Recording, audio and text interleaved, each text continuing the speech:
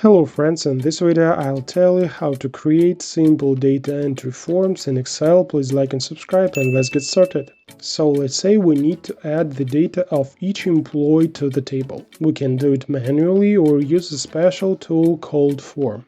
By default, the Form button is not on the ribbon, but we will add it now. Go to the top left and right-click on the Quick Access toolbar, and then select Customize Quick Access toolbar. Great, and now in the window that opens, in the Choose Comments From field, we select all comments. Scroll down the list to the letter F and find the Form button. Select it, click Add and then OK.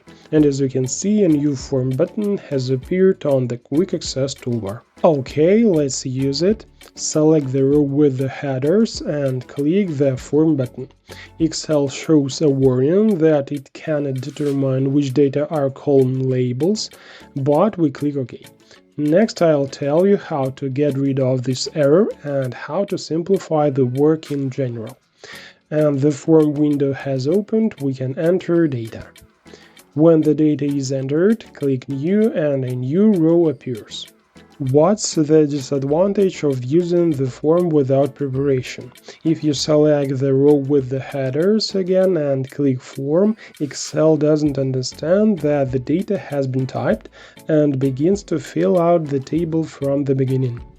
To avoid this before using the Form button, we need to convert our range into a table.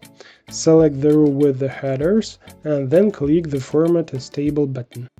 We choose what the table will look like, nothing depends on the colors, so we choose anyone. Be sure to indicate that the table has headers and click OK. Now we use the Form button again, select a row and click the Form button. Type in some data for an example and close the form.